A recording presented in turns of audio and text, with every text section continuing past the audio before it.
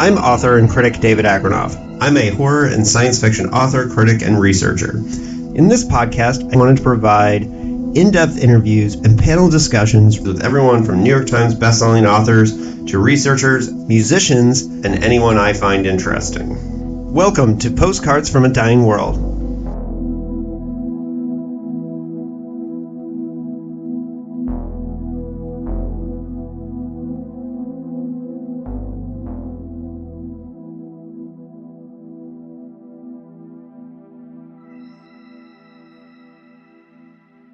Hello and welcome to another special episode of Postcards from a Dying World. I have a very special guest for you folks tonight. Johnny Compton is the author of this is your second horror novel, correct? Yes, the first one was The Spite House, and now it's Devils Kill Devils, my second.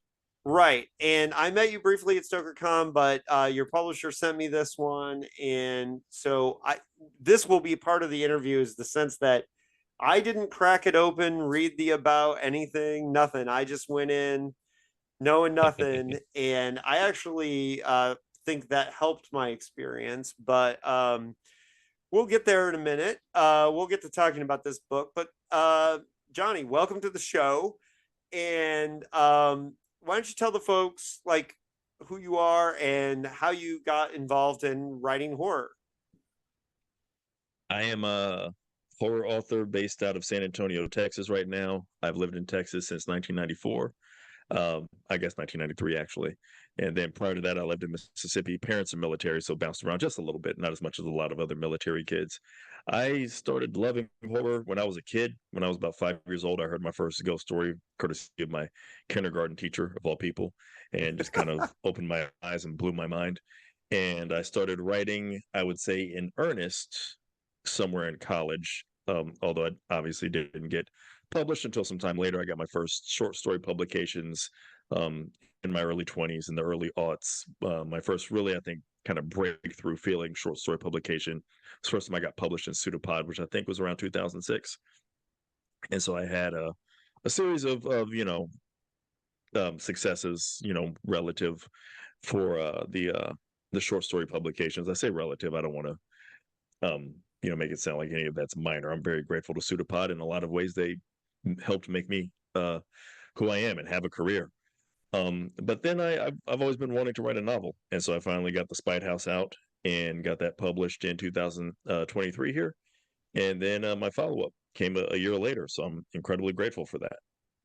Yeah, and I do remember when Spite House came out. Friend of the show, Lisa Morton, Oh, yeah. former president of the HWA, was. I remember her telling me at some point. I think she pointed Spite House out to me during a trip to the Iliad. So you were on my radar to a degree already, but yeah. So I admit I have not read Spite House yet, but I just read Devils Kill Devils. And part of my experience, well, we'll get into that. But do you have and I couldn't necessarily tell from sometimes when I read a novel, I can say like, oh, this writer is definitely influenced by this one or this or that. Who are your biggest storytelling influences, and did you have one writer that really you were like, I want to write like this person? Question. I mean, if there's anybody who I tried to take a lot of notes from, the two people would not be horror writers, but stylistically, I do try to take some influence from Elmore Leonard and Walter Mosley, just because I have a propensity for wordiness, and they are very economical, especially obviously Elmore Leonard with their language. So, and I also love their books. So I try to use that writing sensibility. As far as like just horror storytelling kind of influences, they're probably all over the place. There's not necessarily one specific person. I am like everybody else, influenced by Stephen King. Um, as far as like the older, kind of writers, the classics and vintage, I'd say Ambrose Bierce and Edgar Allan Poe pretty much equally. I've always wanted to tell stories a lot like that, and I think some of my short stories. One of my short stories is just a straight up kind of riff on an incident at Owl Creek Bridge, and just kind of twisting that into my own weird imagination of what could come of it if you take that scenario and do something very strange with it. And then I've had some other stories that I'm working on, some short stories that I think are one of them in particular. I've realized I'm basically doing my own take on the Telltale Heart without necessarily realizing that's exactly what I was doing until it kind of came to me. So yeah, a lot of that Poe influence. I was really big into that, and again, the Ambrose Bierce material when I was growing up, I didn't realize how big of an influence that was on me until I got older. Right. And it's funny because I think a lot of times with writers we figure out when I start talking to them about, and especially when I'm reading about older writers, there was especially like early genre writers, there was always some reason they were like sickly and at home reading all the time and not out playing.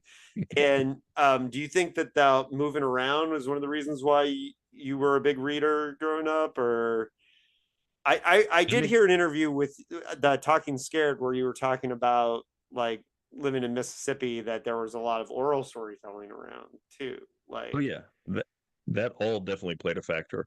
I do think probably some of the moving around did factor into it, just knowing the reliability of the library. I didn't always get along with the new, being the new kid yeah, if I went somewhere. I wasn't. I was a little bit of an athlete. I was not a good athlete, but I was just a large kid, so it was kind of like, oh, come out and play. And then, I was tall, and so it was like, come out and do it. And then it was like, well, I'm pretty uncoordinated. So, I didn't. I'd spent though at the same time a lot of time, and you mentioned being sickly. I had some severe asthma attacks when I was a kid, so I spent a lot of time in hospitals and just having to be at home, missing school, and I did a lot of reading then as well, and a lot of it, watching and I should daytime say television. I did not know that, but that is, if you look at especially early genre writers like Hmm. Philip K. Dick, like H.P. Lovecraft, Catherine Lucille Moore, like on and on and on and on. You look back at the ones in the 30s, 40s, 50s. There's almost always like asthma attacks or being sick at home, or is like being laid up. These things happen all the time because that makes somebody really fall in love with reading if you're doing it a lot. And then Yeah. when you read a lot, you're like, I want to do this. I want to make this feeling for other people, right? Yeah. And Yep. that, Absolutely. yeah. And so I I'm gonna move pretty quickly into this book, and I'm very conscious and aware of your times. You're currently on the road on your book tour, and No, I don't have anywhere to be right now. Take your time. okay, well, so one of the things that was neat about my experience in reading this is that usually my system is I will, if I read about a book that I want to read it, the plot sounds good, I put it on my TBR, and I hope and assume that after 3 or 4 months of it sitting on the TBR, I forget why I wanted to read it or what the plot was, so I can go in cold. But when this showed up in the mail, and I didn't know what it was about, so I was like, you know what, I can go into that completely cold. And Lisa Morton was in my head that she was saying that you were a good writer, so I trusted. I didn't read any of the cover description or anything. And on it takes me an hour on the bus to get to one of my weekend hoops. And I started reading Devil's Kill Devil, sitting on the city bus, and I knew nothing.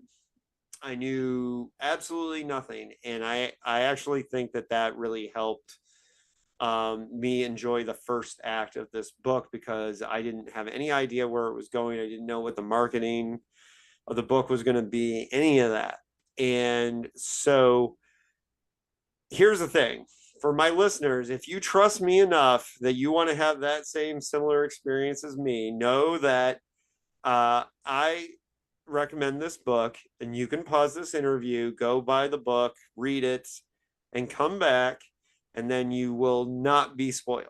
I'm gonna talk about it similarly to the marketing materials for the Mhm. first little bit, and then I'll give a spoiler warning where we will go full bore onto everything. But for now, If you want to stay completely cold and you trust me, go buy the book, go read it, pause, come back. Now, that being said, the opening of this book, which starts at a wedding, right? I didn't know what was going on. And so when the murder happens and, um, you know, the book opens with a wedding and it seems like a pretty happy scenario, as a wedding should be. And then on the wedding night, suddenly this brutal attack happens, and our main character, Sarita, her brand new husband is murdered. And I think one of the great hooks of this book is that she basically says, I know who did it, but I didn't tell the police that for reasons. Now, I got the impression that this started as that story and expanded into other things. Is that how this book happened? Like that Yeah, that was kind yeah. of on its own?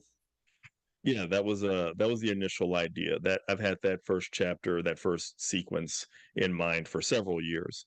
And I was trying to just figure out exactly what I wanted to do with the rest of the story once I got past that scene. What is the motivation for the killing? Who are all the players and what roles do they play in the grand scheme of things? And I happened upon some other things that gave me some inspiration on where to take that.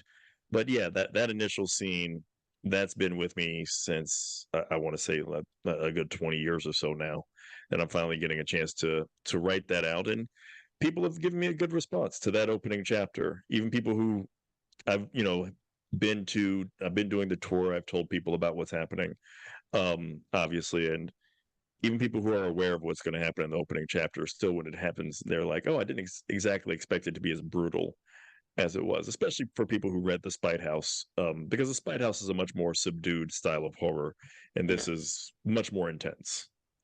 Well, in the book, one of the things, and by the way, you saying that you're very wordy, the thing that I am most impressed with your actual prose and writing style is how much story you pack into a short number of pages. I am the same way. I believe in no wasted words. And I love when an epic story can be told in a very streamlined way. And that's, of all the things that make Devils Kill Devils um, work, to me, that is the thing that is most impressive. So kudos to you on that, sir. So Thank if you. you feel you're wordy, you're taking the right lessons from Mosley and Leonard, both of which are authors I'm a fan of. So um, that being said, there's three distinct acts to this book in a way, and they almost feel like, three, they could be three separate novellas almost. And it's like, if I go and explain everything that's happened in this book, it's hard to believe that you got it in under 300 pages. That's one of the things that's most present to me. um so did you structure it that way? Are you a planner, or are you a pantser? I personally am an outliner and a planner, although I'll go off the outline. Like, how did you go about writing this book? I'm going to steal a phrase that I literally just learned yesterday from Jen Lyons, who I did a panel with, and she called herself a milestoner. And I'm going to steal that, which is somewhere in between pantser and planner. Basically, I have milestones in mind. I know the general direction of, or I know the general destinations at different points that I want to get to. How I'm going to get there is kind of more freewheeling. So I'm plugging it into maps that I want to go here, here, and here. These are the stops. And then how I actually get there, the route that I take, is a little bit more unknown. And then I just kind of feel it out as I go along. And so I knew where I wanted the story to eventually end up. I knew certain locations and circumstances that I wanted people to confront. I knew, um, generally speaking, who lives and dies, things like that. But I didn't have it meticulously plotted out per se. Right. And so here I'm going to defer to you a little bit, because I don't. like I said, I still haven't read the cover flap, which I probably should have. Um, but I don't know how much you have chosen to spoil or not spoil when you're promoting this, and I have been kind of scratching my head like this is a tough one because I feel like the less you know is the better for me for how this rolled out. But you got to promote it. You got to talk a Yeah. little bit about what it's about. So, how do you pitch this book? Because um, a lot of the ways that I think I would automatically pitch it, I go, yeah, but I'm glad I didn't know that heading in, right? Yeah. So, how do you It's do that? my pitch has just been, I mean, essentially what happens in the first chapter, even though it's a big shock, it kind of sets up the story, which is basically this is a young lady who has had a guardian angel, a literal guardian angel, or so she believes, her entire life, a supernatural protector. And that is the person who ends up murdering her, or that is the entity that ends up murdering her husband on her wedding night, which makes her reconsider whether this was an angel or not. As far as, yeah, some of the other elements to it, I've kind of been wishy-washy on what to keep close to the vest and not. If you go to the publisher's page in some of the subcategories, like the nature of the villains is actually revealed in one of the subcategories. So I'm not really too precious about that. It's a reveal at a certain point in the book, but it's also not exactly what the entire book hinges on. It's not like it hinges strictly on one big twist. So I've been open And to that discussing reveal that. worked for me. So I Oh, I'm just glad. I'm glad. And I yeah, feel like it's one of those at the same time, though I don't really read reviews positive or negative one way or the other, but I do wonder if some people it hasn't worked for because you might be under the impression based on some of the marketing that it's going to be a more strictly religious based horror, and there is some religious element to it, but then also it turns into with the nature of the creatures, the type of evil that I'm talking about. It's a different type of genre. Now, I think I did something hopefully pretty different and pretty effective, hopefully with that, that I hope works for people. But I can understand also if people would rather know going in, maybe what some of that is too. So I can in a see little either bit side of it. we'll go full spoilers and then we can talk about that. But yeah, that Sure. reveal did work for me, but I could see why some people might be like, yeah, that's not what because uh, and the reason it worked for me is that's never where my mind went, right? Mm-hmm. Mm-hmm. At the when I because when you're reading a book on your own, you're thinking, oh, maybe it'll go this way or maybe it'll go that way, or you're especially as a writer, your writer brain starts going into Yeah. and since it's such a delicious setup, you know, and it's funny because I didn't really have an idea of where I thought it was going to go. I was just taking the ride, but when it did get there, I was like, oh, well, that's not what I was thinking. So, but it was good. But again, it's three distinct feeling parts of the book. And again, the most impressive thing is it just felt like such a bigger scope than 300 Mm. pages. And, you know, so, Thank you. um, and actually, I think I know this is quick, but I feel like we've done enough to sell the book. So before we get into spoilers, let's do some of the things we would normally do at the end of the podcast, in case, which Sure. is let's talk about where people can find you and because I like to talk process and most of this is going to be process. But where can people find the book is available anywhere books are sold, right? Because it's Tor Nightfire and but where can people find you if they want to follow your work? I'm at johnnycompton.com. You can go there, and my general information is there. And then social media, I'm on Instagram at Compton Writes, my last name Compton and WRITES. Same thing with TikTok, same thing with Threads. I don't really tweet much these days. I never really was much into Twitter, to be frank, but um I'm mostly on Instagram, and at the insistence of my spouse, I'm trying to do more TikToking because she says that helps sell books. And so I'm going to try my best to do more of that. So look for me in those primary places. Yeah. Um, well, that's great. And so at this point, I'm assuming people have um, paused or they've gone to go read it and have come back. We're going to get into I want to be able to just talk about this book without worrying about Well, what yeah, people that's fun. know don't know. And so it's got to be exciting because I mean arcs have been going out for a little bit. You've obviously sent some out for blurbs and that kind of thing, so you've gotten some feedback, but it's out in the world now as of last Tuesday. And uh, people have the chance to read it, and we're going to assume people have read it. So this is an interesting mystery. So you said you had this set up for a long time. Now, where it goes, and who Angelo was basically trying to protect Sarita from a fate that she was going to get herself into with the marriage, but that's hard to see in the moment. So you said you had this idea for a long time of the guardian angel doing this, but the reason why, how thought out was that, and how far into the process were you when you were going to go monsters? uh, I yeah, I really, that's what took the longest time to actually get the book properly developed for all those years, because I knew I didn't want it to just be Angelo, the guardian angel, quote unquote character who's not really an angel.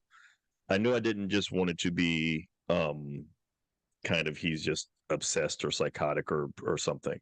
And I actually read, I make a reference to it in the book.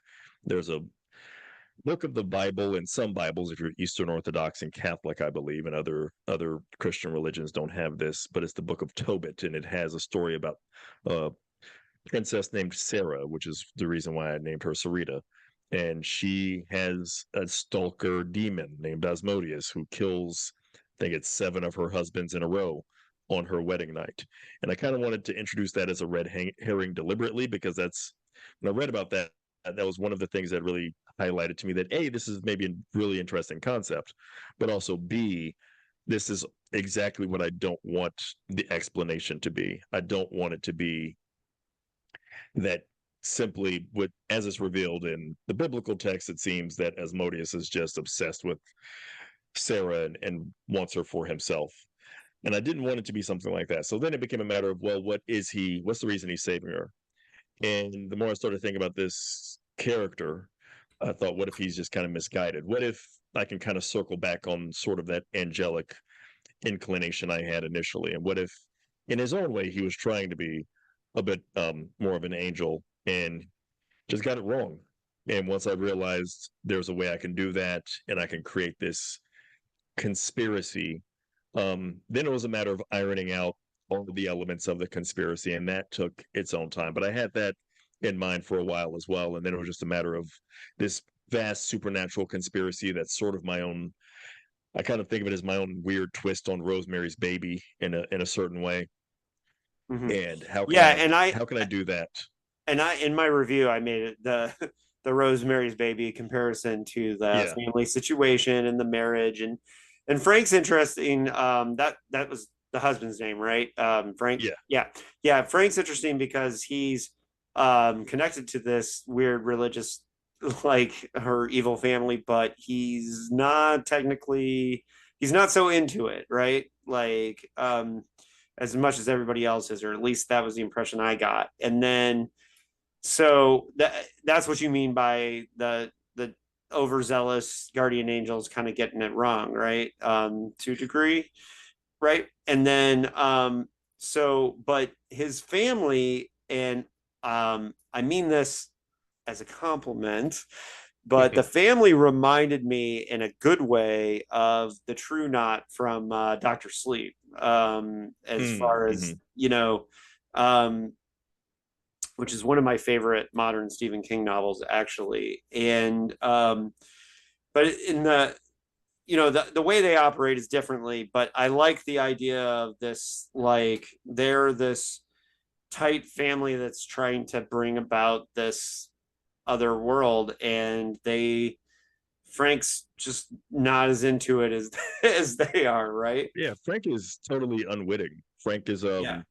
basically a pawn, and the forces that are trying to manipulate him and use him as sort of an antichrist figure have, they've just selected him because it was somebody to select. Essentially, you got to pick somebody, and so the Yeah. the primary person orchestrating this evil at some point even tells that to Sarita, and that carries over to Frank when it gets to, or says this not necessarily directly to Sarita, but says this to another person that's important in this, and basically says, if I didn't pick you, then I'd be talking to somebody else here, asking why did you pick me?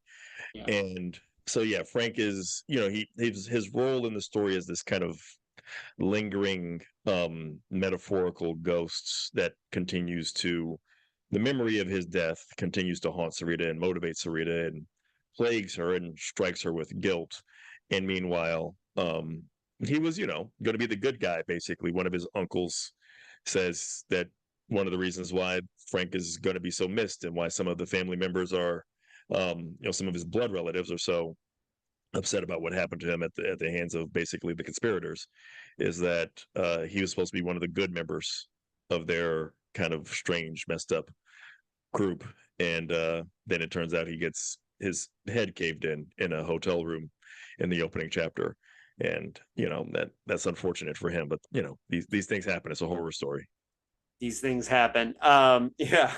And well, and one of the things that's curious for me as a writer when I look at this is that so you've got her Sarita, her brother David, you have Frank's mother, biological Yeah. mother, you have a lot of characters, and you got this in under three. I'm going to keep saying that you got this in under 300 pages because, again, that's the thing I am most impressed by. If there is one thing on this book that most impressed me, is everything you got in under 300 pages, right?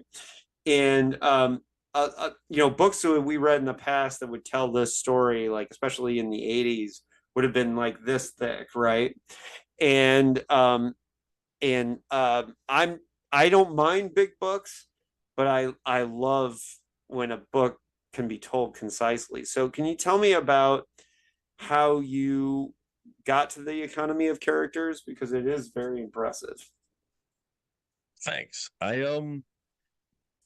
try to just keep, for lack of a better term, keep the interesting parts. There's the quote from Elmore Leonard that's basically he tries to skip the parts that he thinks the readers will skip, which is him being very um, you know, direct and Mm. kind of tongue in cheek when he says that in his advice. If you read the full advice column, there's a list that goes around with advice, but it's a truncated version of a longer advice column where he talks about this is just basically him describing his style, not necessarily how everybody should write. But I do try to keep that in mind. And so all of these characters, I try to do a show not tell, Mm. but at the same time my showing is I think when you do the show not tell, in a lot of ways you can be more efficient if you're doing it properly. You're getting right to the heart of things, and if you start telling things, you might start meandering into territory that might be interesting but also might just end up being superfluous. And for instance, like you mentioned with David, I can just kind of more so show it. There's a little bit of telling with the fact that based on previous experience and um some trauma that he's had, he became a rescue lifeguard, and for the Coast Guard rather. And it's easier though for me, and I feel like more efficient for the character to just display his tendency toward heroism in multiple times, and his tendency toward I want to make up for this, and Mm. instead of spending an entire chapter in his head telling you about all of the reasons why he feels this guilt, it's more about every time something comes up where he gets to try to overcompensate, I get to Well, just display that. and it makes sense with the story thematically that it has Mhm. to do with Angelo had to save her and he Yes. didn't. And so yeah, it's very very good character work. And yeah, so not to push it too I know this is kind of like jumping to it like, but vampires. Yeah, You yeah. know, Like I and said, if you go to the website, it says it. right. And that was a reveal that I didn't see coming. And I had the thought when it happened, like, huh, okay, well, yeah, I didn't see that coming. One, and I liked that.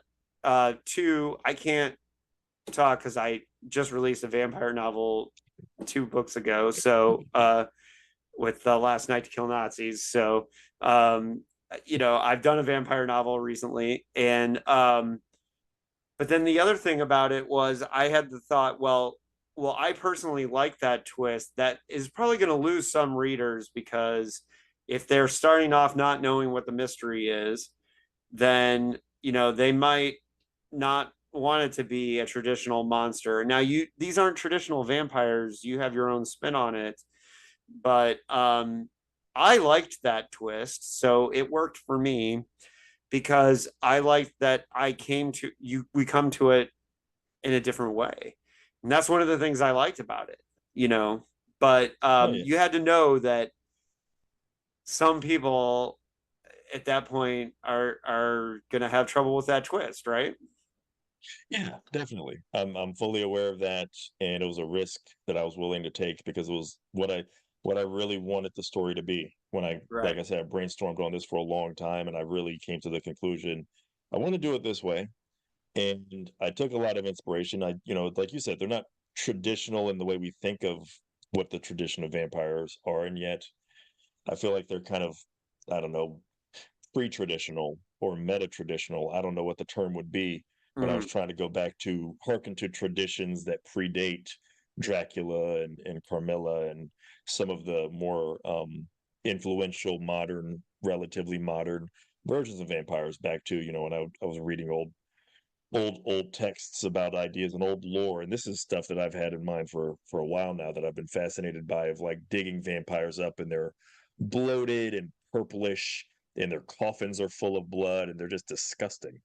And I was like, wouldn't that be kind of cool if I like write about like some disgusting vampires? And then in the acknowledgments, I also mentioned some of the other influences I had, from ranging from anime films to the Hammer horror, Dracula, and vampire films that they made, um, to kind of bring it all around in different ways. But I thought it would be interesting. I knew I would lose some people, but I was hoping, and it seems so far this might be the case, even for some people that I lost maybe there, or there's a threat to lose them. If you just stick around for a few more pages, you realize that, like you exactly. said, these are not just vampires in of what you might think of as a conventional sense. These are some very different types of vampires in a very different kind of world, and they're drawing inspiration from a time when vampires were considered just another type of demon or another type of devil. So I didn't really feel like I was cheating because Yeah. I was harkening back to that.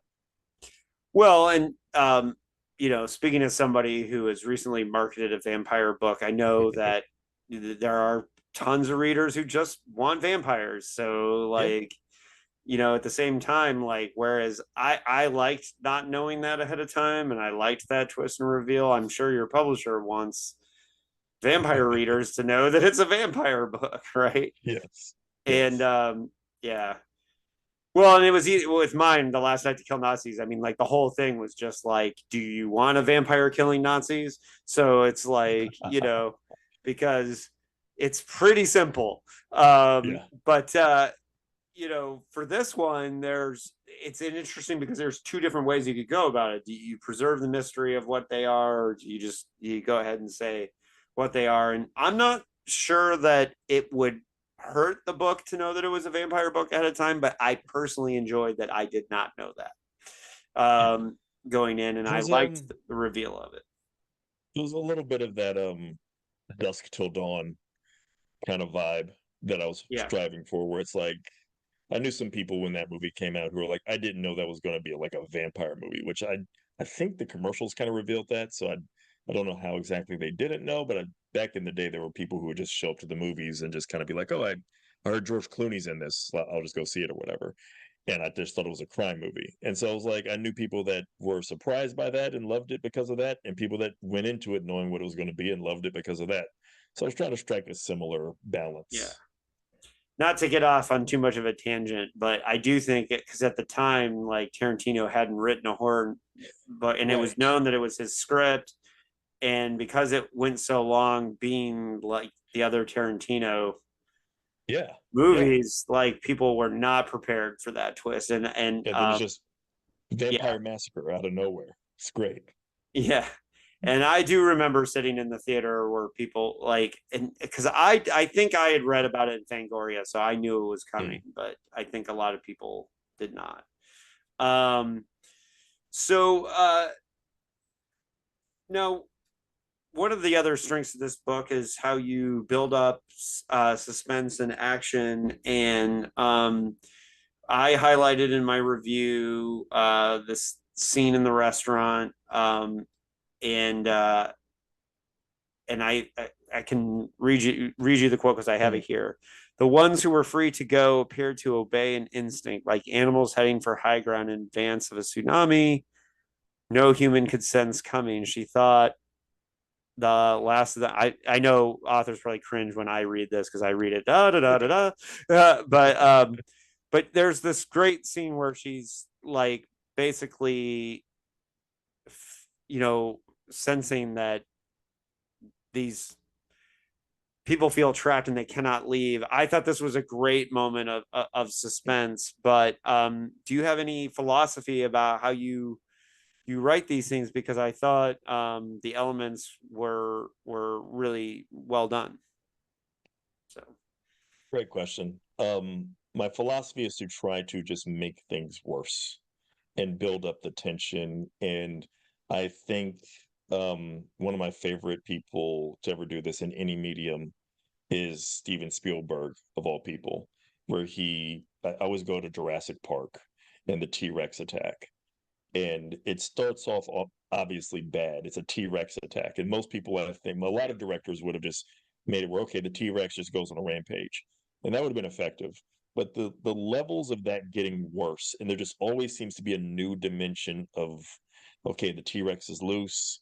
Now it's on top of the car with the kids in it, and they're sinking in the mud. And it's like, well, that's an entirely different type of the threat of being eaten is still present, and yet here's another danger being introduced. And he's constantly introducing things until it gets to the point where somehow you're hanging off the side of a wall, and one of the kids is on his neck, choking him by mistake, and he's holding onto a rope for dear life, and the T-Rex is trying to push a vehicle over to kill him. And it's like, I almost wish we were just being attacked, about to be eaten by the T. Like I almost wish we were back at the beginning. How the hell did we start off bad and end up in this level of nightmare? And if I can try to do anything to build it up to that degree in some capacity, that's what I keep in mind. You can't always accomplish it as well as something like that, or so many of the other scenes that I think of with Spielberg, the opening of Indiana Jones, and it's just like one thing after a damn another, and it's like, God, this guy can't well, catch a break. and his first film was written by the guy I always use as an example of being the best at this, which is Richard Matheson and Yeah, Duel. And I think yeah. Duel, because I always use Matheson as my example of somebody who's great at it. And also a Steven Spielberg collaborator, David Koepp, when he adapted Mm. Matheson and Stir of Echoes, I think is Yeah, great example of terrific example. Yeah, yeah, like you have a ghost and you have the human monsters and you have there's like three or four, like when you get to the climax of Stir of Echoes, there's like three or four different, it's almost a Mexican standoff when you have yeah, like how many parties are involved with their own angle of how do I get out of this alive, or how do I get out of this protecting whoever it is I want to protect, or getting yeah. the justice that I want. It's amazing.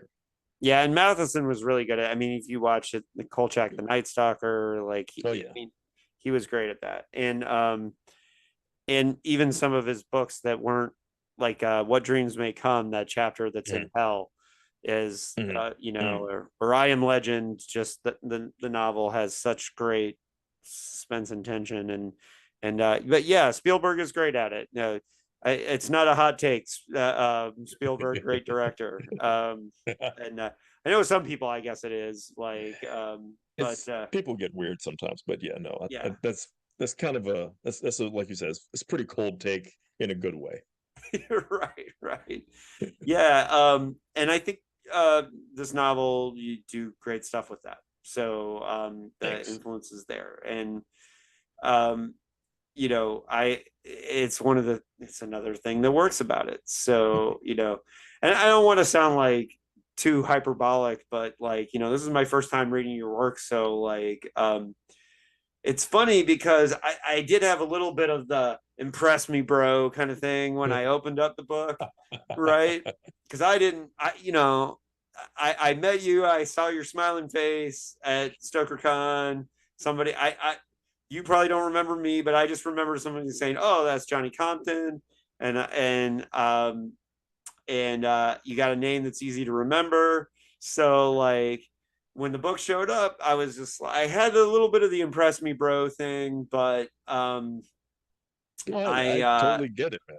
yeah, but again, like that first chapter does so much of the heavy lifting of this book and or that opening act, and Hmm. you know it feels like that part is something that you really wanted to build off of for a long time, so that makes Oh sense. yeah, I was dedicated to that. I'm thrilled to finally be able to get that out into the world. Right, right. um so yeah, well, and I'm sure like writers, we live with these ideas for forever sometimes, and some books, like when you've been doing it for a while, some books come out really fast, and then you're like, wow, I thought about that other one for 15 years, and then this one, for whatever reason, they come quicker, and you just can't really know why one operates the other. Anyways, Yeah. devils kill devils. Like, so once you get into the monsters and you get this kind of modern take, so um, just like you had a lot of the religion stuff, you had inspirations from, you talked earlier about the Bible, like um tell me how you came up with your theory of vampires. And well, you did a little bit in that you wanted to do the kind of the gross thing, but it's more than vampires though. It's kind of it's a battle of good and evil, and it's the kind of thing that Stephen King spent 800 900 pages doing in The Stand, and again you did it under 300 pages. So, and it's really that last like kind of 88 pages Yeah. right, Yeah. where a lot of that comes together. So you can tell me about that final act. Sure, yeah. I wanted it, I realized we were getting into something I was getting into something apocalyptic early on. And I wanted to balance the idea, and I hopefully struck that balance of um making it feel like the world was on the brink, but also this is going to be kind of this weird little secret that no one's ever really going to know about. It's like you mentioned, The Stand, or even um another book I really love, Robert McCammon's Swan Song, which is another giant epic end of the world, good You versus ready for evil my kind hot of thing. take? Swan Song over The Stand any day, any it day. is it is a much, I mean, it's a fuller, I would say. It makes full use of its, and I love The Stand still, but I love Swan both, Song makes but I the, prefer the yeah, but Swan Song. Swan Song makes full use of all those pages in a way that I don't know if I've ever read anything apocalyptic do. I mean, from the Job's Mask stuff and just Yeah. everything about it just feels like so packed, and the nature of the apocalypse. In The Stand, my favorite thing about The Stand is probably the sidebar, where we see a bunch of characters that are just one off, dying in various little ways. The woman that gets trapped in the freezer and all these little things. And you find out what happens in a world that's been depleted by this plague and the survivors, and you realize there's this other part of the die off. That's so quirky and interesting to me. That's my favorite part. You don't really get that something like that with Swan Song because it's so much more devastating. It's nuclear annihilation, and Yeah. we're just dropped right into like really just some absolutely unreal imagery. I think, if I'm not mistaken, there's like in the middle of one of the nuclear bombs, there's like a fire tornado, A bus. and it launches a bus at a plane. And that is, I've been thinking for a long. I'm like, I can't believe nobody's tried to make a movie or miniseries, or you'd have to make it a series, I guess. But a series out of Swan Song just for that scene alone is one of the most visual. And I'm sure in the past they were like, we can't pull this off. You have the technology now. Yeah. I mean, we've seen enough Transformers, and I say this as a kid who grew up in the '80s. I love me some Transformers. We've exhausted all we can out of the Transformers. I think apply these effects to something like nuclear bomb, fire tornado, launching a bus at the president's plane. Give me, give me that. Oh my god. Well, Um, and the other thing about Swan Song, I think that I always use Swan Song as, I admit it's somewhat derivative. It's very derivative of The Stand. I'm more of a McCammon fan than I am a King fan. hmm, In general, like I think Gone South, mine, a couple of the other ones are just incredible. But for me, um, like there's plenty of thrash bands that just sound like Slayer, but some of them do it even better, right? And to me, Swan Song is an example of, yes, it's derivative of The Stand, but it's better. And like in my opinion, it just is. And it so when, improves on some pieces of the stand. I think for sure there are not, some elements to it. not that, and I'm not talking shit on The Stand, as The Stand is great. No, And but for me, like I like King when he has a baked in ending and he's shorter, like Misery, The Dead Zone. Those are all, or yeah. Pet Cemetery. Those are the ones I that I think think. Pet Cemetery is his like that's the sweet spot. To me, that's the best King book is Pet Cemetery. I think Absolutely. that's his masterpiece, and it's localized, personal. I think that's him at his absolute at his best. And we might not have Swan Song if not for The Stand, but Right. to me, It's yeah, it's if kind you're of gonna, one in the it's in the same kind of general category, but like you said, it's not like we're dismissive of the stand to say that we prefer Swan Song. It's just like we talked about there, the bond we just shared over some of the imagery.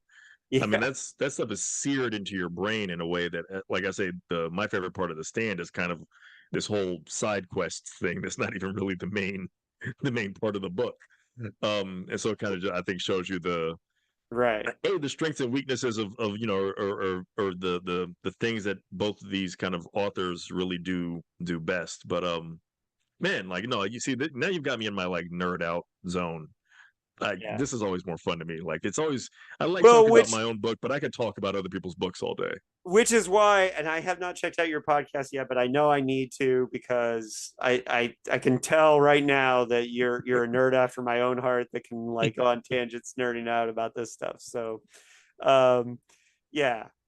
Well, and so, but for this last 100 pages, or 88 or so pages, Yeah. like we get into this battle, and what did you, I mean, okay, I got an idea, but from a spoiler perspective, like what did you want to say about this battle of good and evil? Because what I feel like um you're doing with it is like spinning it off of this like guardian angel thing. What I think makes it really, really work is that um you're localizing one person's connection to that battle from good and evil, and that's what I Yeah. thought this novel was doing, right? Yeah. It's at the end of the day, it's kind of the like you said, you localize the guardian angel thing. I mean, not to, like we could talk spoilers now. I think we've given ample warning to people. Yeah. Um, but yeah, where I wanted Sarita to basically end up is at this strange juncture where she has kind of become her own new version of Angelo, but for humanity itself. And like I said, it's kind Yeah. of this twist on Rosemary's Baby, twist on the Omen. She's kind of become um a guardian for like she is basically stood and took the bullet for humanity, and now she's got this burden, and part of her way of doing this is now she is basically the creator of hell for demons, and like kind of circles back to the title of the book, The Devils Kill Devils. She has become I say the devil of devils throughout the book, and she becomes the devil of devils at the end in order to be the guardian angel for basically all of humankind. And meanwhile, the greater evil has kind of succumbed to its biggest fear, Sella, who's one of my favorite characters I've ever written in anything, she's become victim to her greatest fear of just indulge. She's fasted for hundreds, if not thousands, of years specifically to gain power, and part of that is turned her into powerful enough that she can eat a greater god, a being that should be feared by every other vampire. And when she gets into like the knockdown, drag out fight with it, she comes out victorious.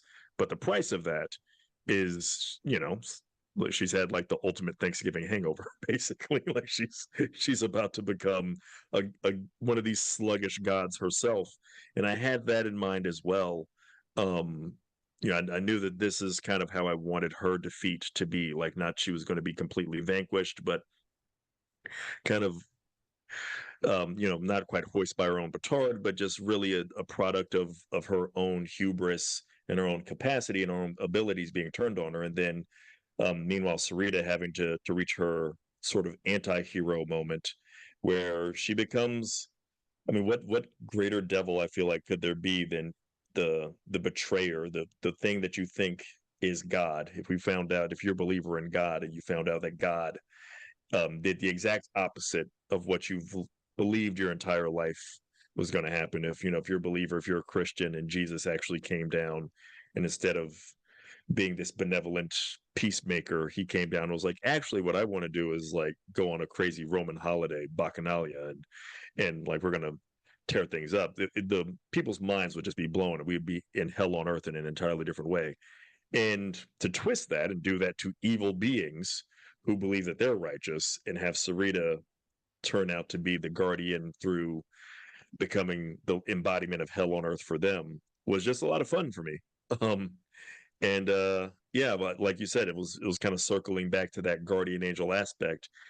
And one of the influences on this book for me was a film called The Prophecy with Christopher Walken, which I was obsessed with for a short period of my life there. And there's this speech in the book about um, angels, or speech in the movie, and there's a couple of speeches in the movie about angels biblically being actually really terrifying. Well before people started doing the whole memes online about biblically accurate angels and whatnot. But just the idea that angels are the ones that, if you need to kill every firstborn in Egypt, you send an angel to do it. If you need to destroy an entire town, turn somebody to salt and all these other things, this is what the angels do, and that's part of what's in there in the prophecy. So the idea of an angel kind of being this evil mercenary on behalf of good is another idea that I thought was really interesting to explore. I don't want to get too in the weeds on this question, but I mean, there's a lot of stuff I had in mind with that, and stuff that I had to leave out as well, because it was going to be, I felt like, too on the nose and get so deep into theological quirks that I thought would be just kind of beside, not beside the point. It would actually hammer the point home even more so, but I felt like it would be just so on the nose that it would be kind of Yeah. not giving the Well, reader credit for hopefully understanding what I'm going for. in your influences drip off the page in the sense of you can tell that you're well versed in the genre from reading it. I can tell, um, and that's great. Do you are you planning on expanding this into a series or doing more stories? Are we waiting and seeing how the book does? What's going on with that? We're gonna see how the book does. If it does at least anywhere near as well as I would like it to. I would like to write I have a sequel in mind. I have things I had to shave out of the book. My editor recommended, hey, some of the backstory here and some of your concepts are really great, but this is a lot. So maybe save this for a spin-off or something. And I said, well, I do kind of have a sequel in mind. That would basically be, if this was my twist on Rosemary's Baby, a sequel would be a twist on one of the sequels to the Omen, one of the later Omen films, where I think it's Sam Neill is in one of them, where he's already grown up and he's like Final basically running the conflict. country. Yes, Final Conflict, yeah. And so it'd be kind of my twist on that. I've got some ideas for where Sarita would be, and where some of the villains that maybe have survived but have some unfinished business, where they would be, and how to kind of resolve that future conflict. So I feel like I hopefully left the story in a place where you're curious, but hopefully at least partially satisfied about where Sarita is left off. I never really feel like I need to leave anybody fully like, oh, this is the end, period. This is how the rest of this character's life goes. Like, I want you to feel a little bit curious about what else could have happened. And at the same time, this is one of them that this is a story that I think I could expand on, and I'd like to, but it just partly depends on how well the rest of it does. But I'm also happy with where it ended up. I really like the closing line, and I'm pretty happy with that as well. Yeah. You should be very proud of this book. I think it's great. I'm going to do Thanks. everything I can to send people your way. Reading. What do you do on? I should have asked this before we got into spoilers, but can you give my listeners a little bit of take on what you do on your podcast? Because I said I didn't read the dust cover. I honestly didn't know that you had a podcast until I had the book kind of open, and I'm sitting here looking at it, going, "Oh shit, I gotta go listen to that podcast."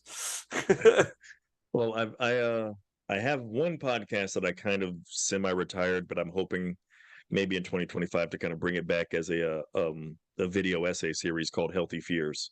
Mhm. And Healthy Fears is I'm just curious about the way fear is explored in works of fiction and in horror, especially obviously, and how it's not always a bad thing to be afraid of certain things. But I want to pick apart why we're afraid of, for instance, our fear of the dark. And I can only say so much in a condensed period of time. But then I try to examine it through. That's one of my earliest episodes, and examine, for instance, the fear of the dark as an example through at the turn of the century, there were four films kind of within quick succession that were all about literally if you get caught in the darkness, you die. And I thought that that was related to like our fears of Y2K, excuse me, the power going out basically. And I feel like that was like an underlying motivation to why we saw Pitch Black. Um, Darkness, I think, was one of the movies, and I forget the title of the other two, but I did a whole episode about that. So I get into that with Healthy Fears. And then there's another podcast that I recently started up where I just interview other authors similar to this, but I try to either get people going on in about what they had to cut out of their books. I'm fascinated by the idea of what did you have to leave on the cutting room floor? What's your director's cut version? You can't really send it out there anymore potentially unless you're Stephen King or somebody when you can do the unabridged cut years Right. later. But most of the time you can't, so this is a great place to talk about it. Or if you're just a big fan of like a particular movie and you want to get on and nerd out about it, I do that on the podcast. And then last but not least, we try to pick one scary scene or one scary theme from a particular story or film and try to dissect why do we think this is so effective? Why do we think this is so scary? And that podcast is called Behind Your Face There Is a Place. Mm. Well, I will be checking them out. I They both sound great. Healthy Fears. It's funny because um, everybody has such specific things too that there's plenty of room to explore. Like for example, I'm a big sci-fi guy because like the whole climate change thing freaks me out. Oh So yeah. environmental novels are way scarier to me than, and I've written one, the Ring of Hmm. Fire, which was my novel from Deadite in 2018. So I've written about it, but um, it used to be when I was a kid, it was isolation freaked me out. That's one of the reasons why The Thing always freaked me out, right? Oh yeah. And then as sometimes when you're younger, some certain fears like really freak you out, and then you get older and the other ones. So it sounds like a really cool thing. You get to explore lots of neat aspects of, and plus why I see what you're doing though too is that it also puts tools in your arsenal Oh for yeah. understanding the fear. So yeah. So for me, like doing the science fiction history stuff, I write so much about the history of it that being able to interview people and do all that, yeah, the cut two carrots with one knife, I like it. And so folks, Devils Kill Devils, if you made it this far, you probably already read it. So but I think you out there will probably be running to Spite House like I am. And do we have any idea what's next? Is the next book done, or are you just working, waiting to see how this one does? Next book is in progress. Already have a plan for it. It's more than halfway done. Um, and I'm looking forward to hopefully people responding to that pretty well as well. I'm really proud of that one and the way it's shaping up. And it's more of a it's got some detective noir influence and some witchcraft in there. And I'm realizing how much the movie and the book that was based on the movie was based on Angel Heart influenced me when I saw that at much too young of an age. And it's one of my faves. And the combination of noir and horror is like a really cool vibe to me. Oh hell yeah, yeah, I like both. Yeah, Yeah.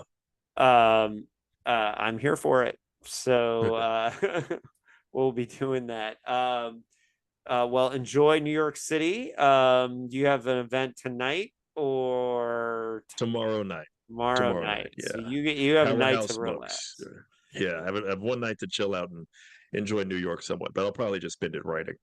Yeah. Oh, good Yeah. on you. Well, hey, we got this in record time. I might be able to still go get some buckets. Yeah. Um, the this is great stuff, and Johnny, you're I will keep you in mind for panels and things that we do. I do panels on here all the time too. So when I want to put the right people together, so I'm really excited to make your acquaintance and very impressed by this book. It is good stuff. Thanks, I David. will, Really appreciate it, man. yeah. Please, you know, uh, keep San Diego in mind for future events. Oh, We've got Mysterious Galaxy, so if you we've got a great bookstore. So if you make it out here, I'll definitely spread the word. So I'll put that out there. But if you do a West Coast swing at any point, but we have quite a active horror community here, and just love to support everybody. So yeah, Devils Kill Devils, everybody. One more time, thank you, Johnny, for your time. And I'm really bad at ending these podcasts. This to me is the hardest part, to just say goodbye. So any final words you want to put in there? I just really appreciate being on. This was a great conversation. Really enjoyed it. Thank you, sir. All right, folks. I'm assuming the next episode will be in the. I have an unproduced screenplays miniseries, and I think we are doing the unproduced script for Big Trouble in Little China 2 from the 90s in the next episode. So I think it was called Big Trouble in Mother Russia or in Little Russia. Wow.